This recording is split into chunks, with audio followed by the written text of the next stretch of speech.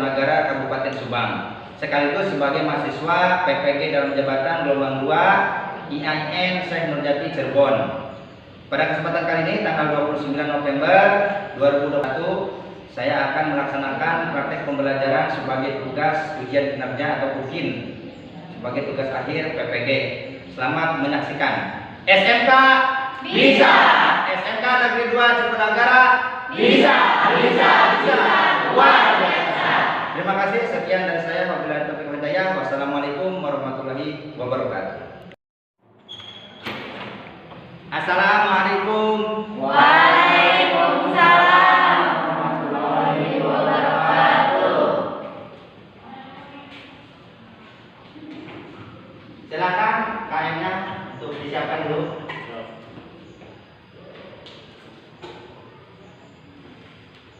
Duduk siap gerak. Duduk siap gerak. Dua lapor. 12 HP siap menerima materi. Lanjutkan. Lanjutkan. Mengawali kegiatan. Berdoa mulai. Selesai. Tunaskan. Terima kasih.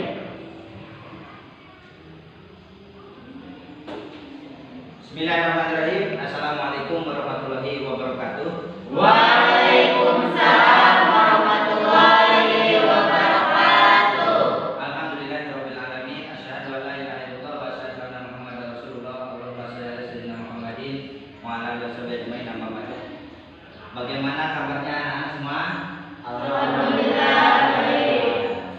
Ini tuh pada semangat tidak? Semangat. Kita selalu semangat, selalu diberikan kebahagiaan di dalam menuntut ilmu, karena menuntut ilmu itu adalah bagian daripada ibadah kepada Allah Subhanahu wa taala dan juga sangat bermanfaat buat kita semua. Sebelumnya Bapak absen terlebih dahulu kehadirannya. Dan 12 sampai HP. Denny Ya, hadir. hadir. Devi Siap hadir. Edo Ya, hadir. dirajukan tangan ya.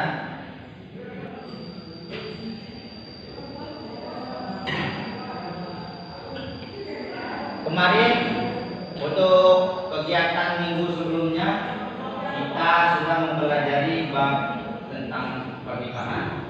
Jadi sedikit kita ulas ya untuk persepsi hari ini. Kemarin kita sudah mempelajari bab tentang fikih yang mengatur tentang bagaimana menata rumah tangga.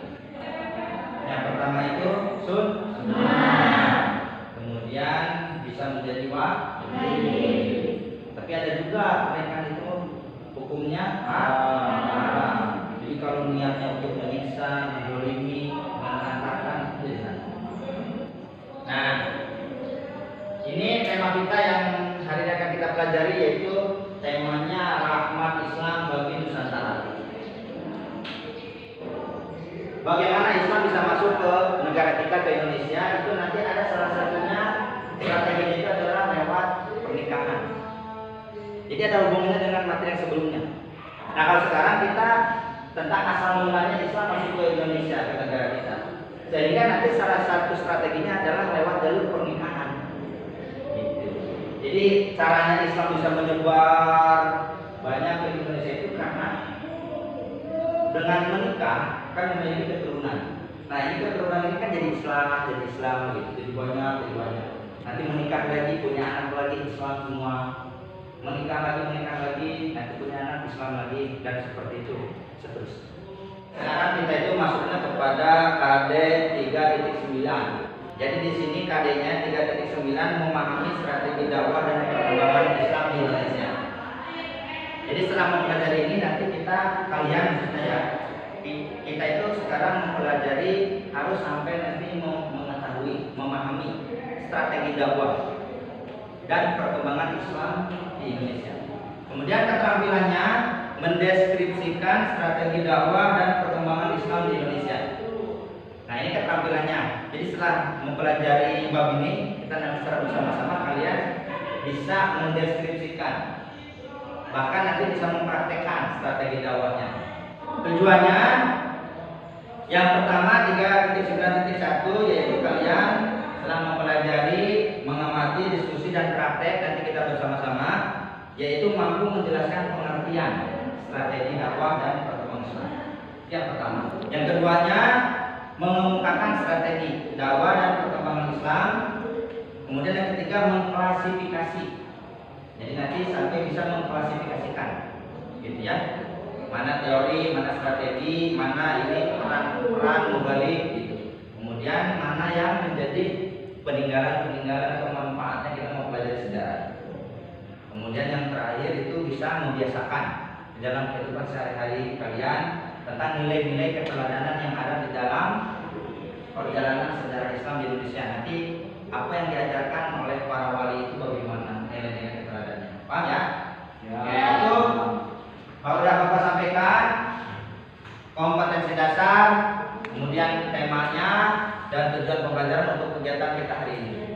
Oke, untuk mengawali kegiatan ini pada kesempatan kali ini Bapak siapkan untuk bahan materi ajarnya, silahkan nanti disimak ke depan.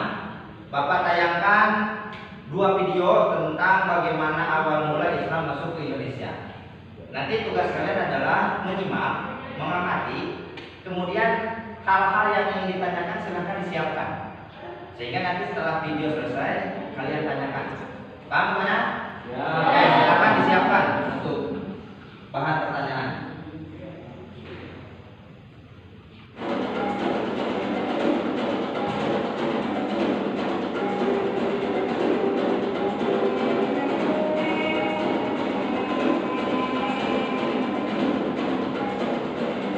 Silahkan disimak videonya dengan seksama. Diamati hal-hal yang penting. Di prasasti kami yang ada di Sumatera Utara yang pertama yang saya teliti itu prasasti Islam dalam bentuk tulisan di makam Muslim.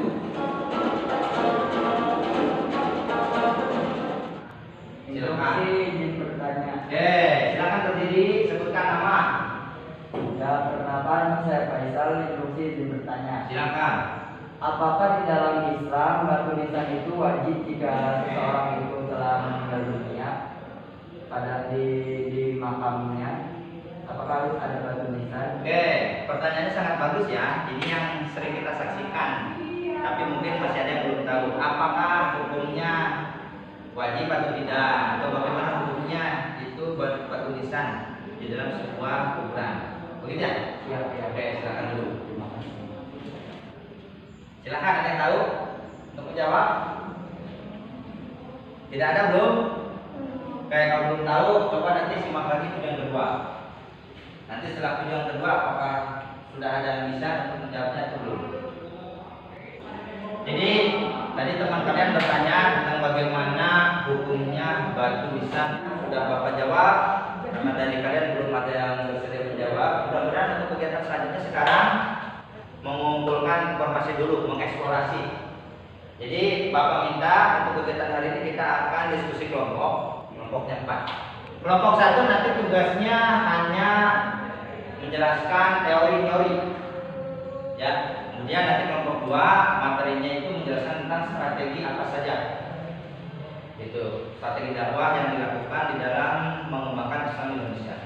Kemudian yang ketiga nanti menjelaskan tentang peran wali, peran mubalik, gitu ya, di dalam menyebarkan Islam di Indonesia khususnya di Pulau Jawa, Wali Songo, ya. Kemudian terakhir nanti hikmah kita mempelajari sejarah Islam. Oke, silakan biar mempersingkat waktu, mejanya sesuai kelompoknya tapi jaga jarak. Ya, diatur jaraknya. Silakan. Ayo, posisinya di mejanya segipan.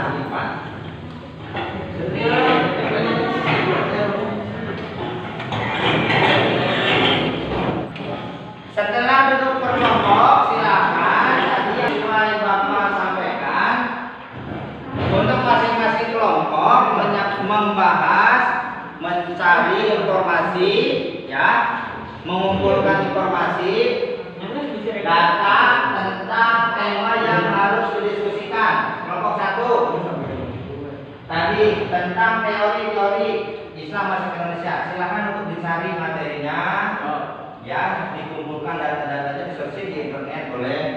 Silakan gunakan HP-nya untuk mencari materinya, mendiskusikannya, materinya, temanya. Nah, iya dong. Pak Ero, Pak, udah dong. Temannya dikasih atuh respon temannya.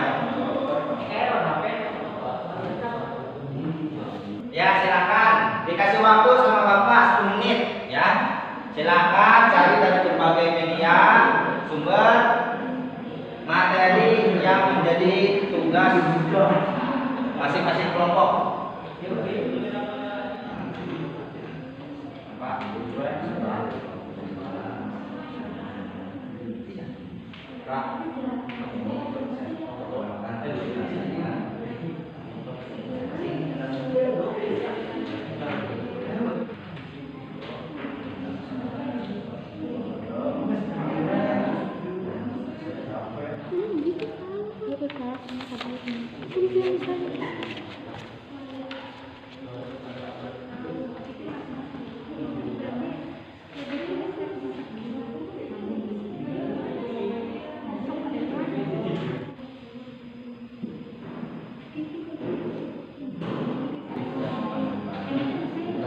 Oke, Bapak lihat waktu di jam tangan Bapak sudah menunjukkan tepat selesai waktu diskusi masing-masing kelompok agar disudahi diskusinya pencarian informasi data dan materinya. Sekarang kita akan melakukan ya presentasi setelah tadi mengumpulkan kemudian mengolah dengan diskusi masing-masing kelompok.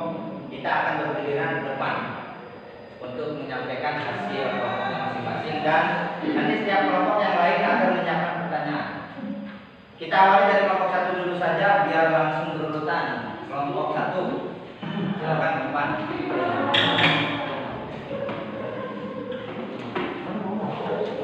Setidaknya terdapat 3 teori yang dikembangkan oleh Ahmad Mansur yang terkait dengan asal kedatangan dan pembawaannya dari wilayah udara melalui peran para pedagang India mungkin pada sekitar abad ke-13 Masehi.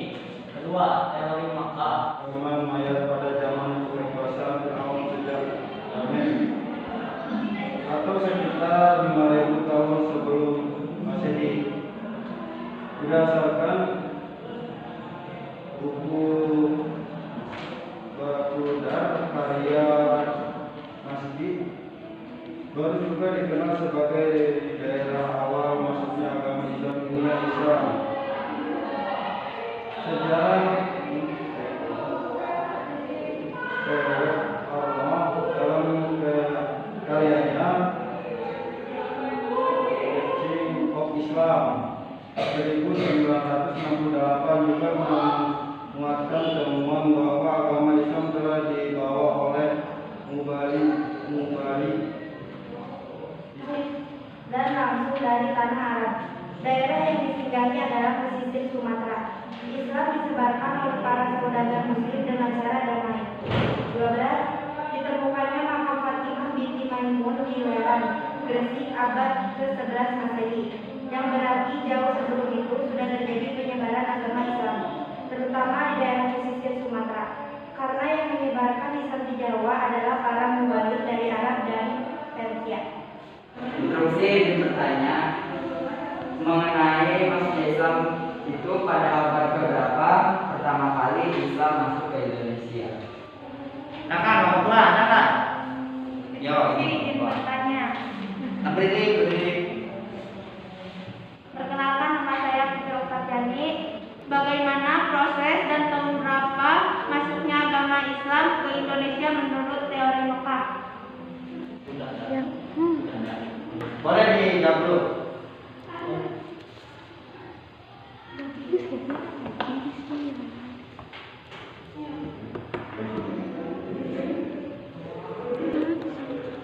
Silakan.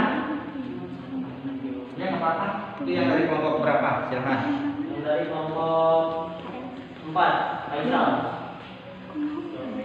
Yaitu pada abad ke-7 Masehi saat Rasulullah SAW masih hidup. Oke, jelas, bisa? Jelas. Oke, cukup. Waktunya habis, cukup. Sekian dari kelompok saya. Mohon maaf apabila ada salah-salah kata. Assalamualaikum warahmatullahi wabarakatuh. Waalaikumsalam. Silakan kelompok berikutnya. Kelompok 2 yang akan menjelaskan tentang strategi dakwah yang digunakan di dalam menerapkan Islam di Nusantara. Yang lainnya silakan disimak dan siapkan pertanyaan. Assalamualaikum warahmatullahi wabarakatuh. Waalaikumsalam warahmatullahi wabarakatuh. Perkenalkan, kami dari kelompok 2. Di sini kami akan mempresentasikan tentang strategi dakwah. Sebelumnya, perkenalkan nama saya Vivi Oktaviani dan anggota saya Vidya Oktaviani. Materi strategi dakwah. Perencanaan yang berisi rangkaian kegiatan yang didesain untuk mencapai tujuan dakwah.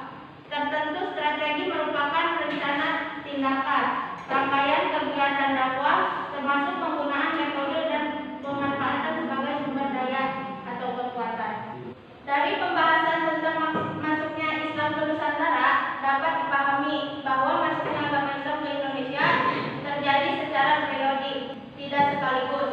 Pada bagian ini akan diuraikan mengenai strategi penyebaran Islam dan media yang dipergunakan oleh para pedagang dan mubalik dalam penyebaran Islam di Indonesia. Salah satu arti strategi yang dimuat dalam kamus besar bahasa Indonesia adalah rencana yang cermat mengenai kegiatan untuk mencapai sasaran khusus.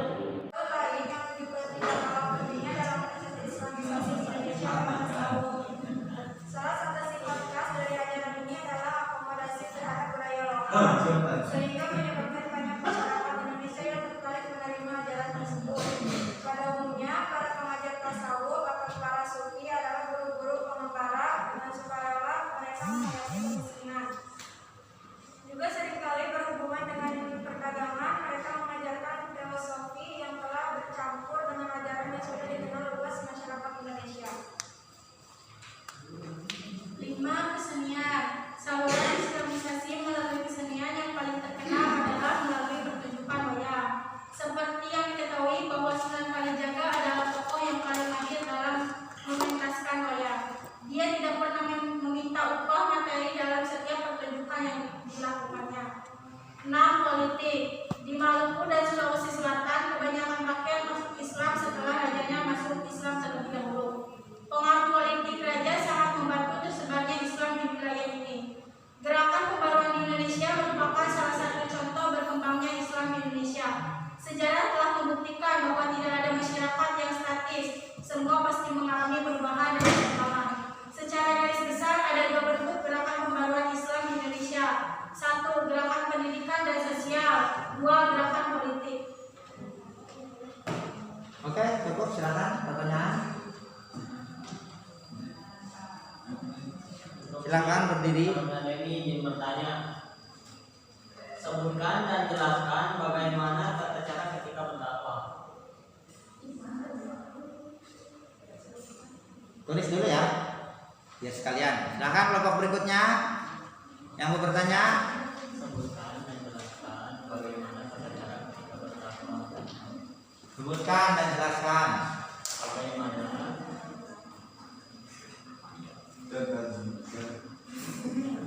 Bagaimana? tata cara ketika berdakwah. Oh, tata cara ketika berdakwah. Semangat. Dan jelaskan. Satu aja dua. Sebutkan dan jelaskan. Oh, sebutkan dan jelaskan. Silakan kelompok berikutnya yang mau bertanya. Ya.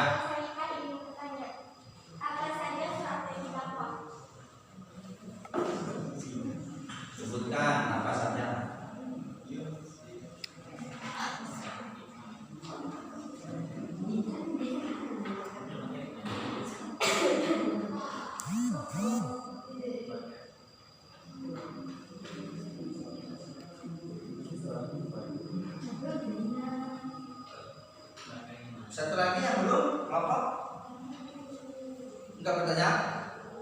Oh, enggak. Silakan. Langsung jawab saja. Tadi yang bertanya.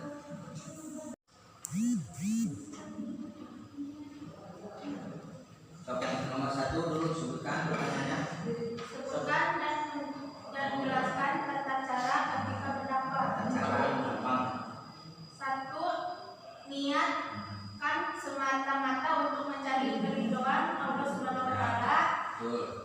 2. Menyampaikan dengan sandaran Al-Quran dan hadis. 3. Sopan dan santun. 4. Lemah lembut. 5. menebarkan salam. Mungkin sampai sini. Bagaimana? Ya, segitu luar biasa. Tidak cukup ya. Nanti kalau masih kurang banyak perdalam, kita perdalam terus, gali terus. Kemudian pertanyaan berikutnya. Apa saja strategi dakwah?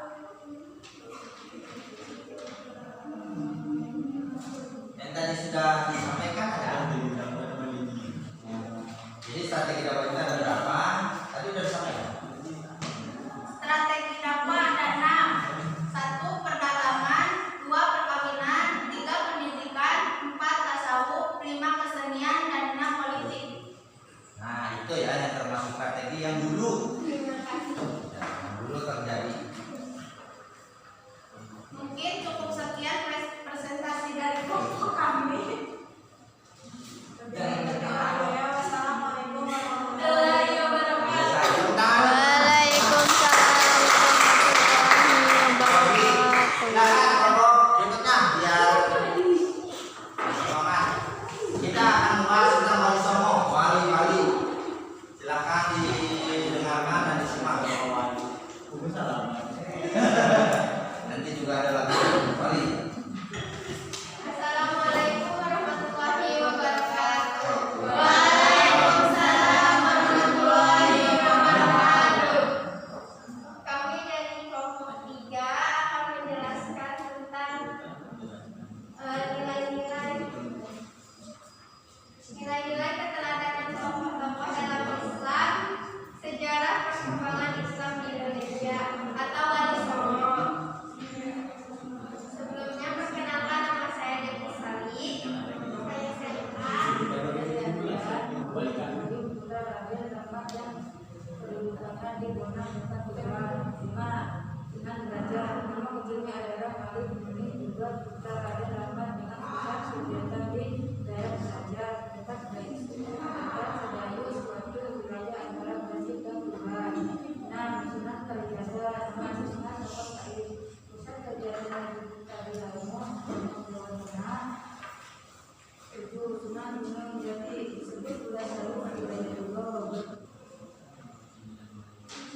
Wilayah penyebaran pada Sunan Gresik,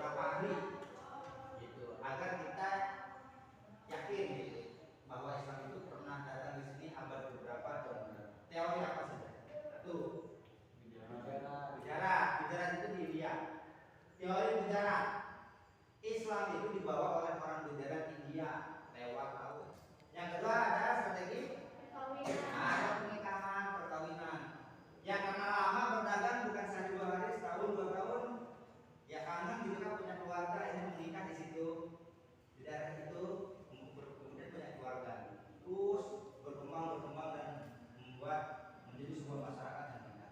Seperti itulah di Indonesia. Udah waktunya kita ke evaluasi pembelajaran. Ini Bapak menyiapkan soal tes untuk 2, 3, 2.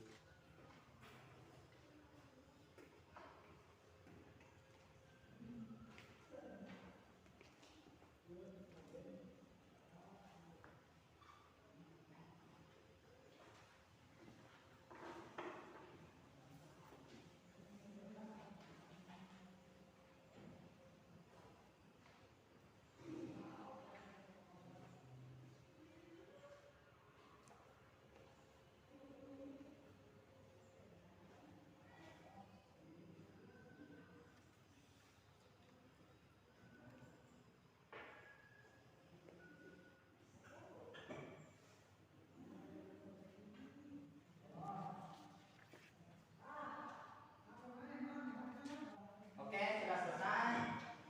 Silakan untuk dikumpulkan, estafetkan saja di depan. Ya. Silakan. Ya. Kita lihat di depan. Waktunya habis, nanti kita lihat hasilnya. KKN-nya 70 ya. Nanti kalau yang di atas KKN ya berarti sudah lulus, yang di bawah nanti kita lihat. Kita lakukan remedial. Ya, semua.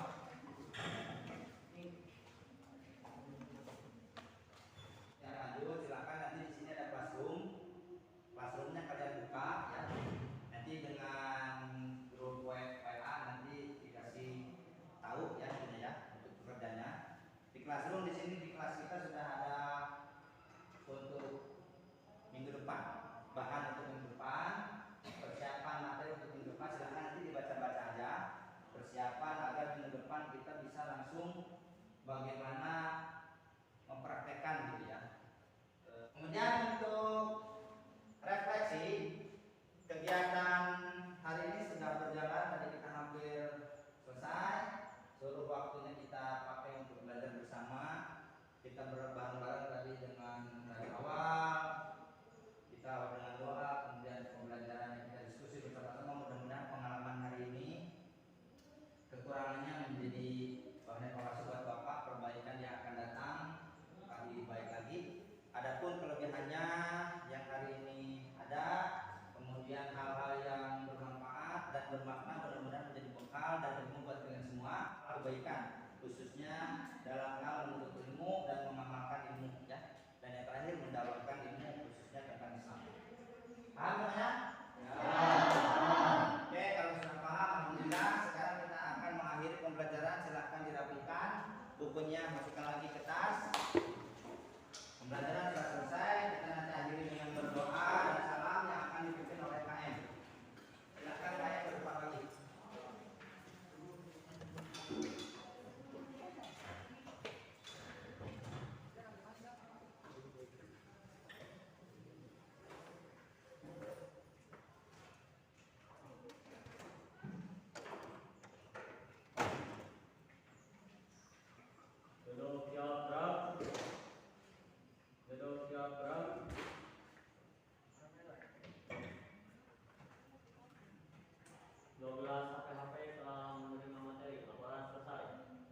Kembali ke tempat.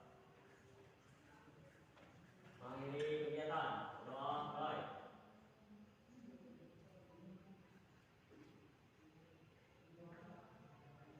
Selesai. Mengaskan. Terima kasih. Salam.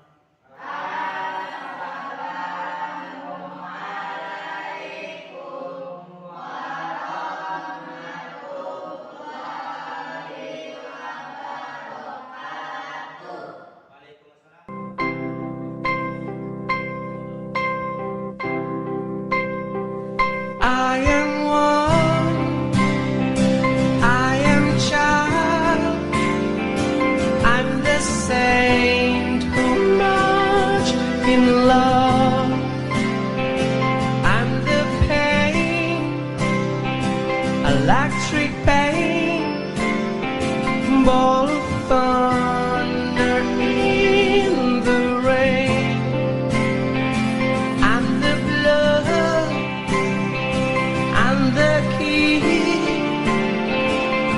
I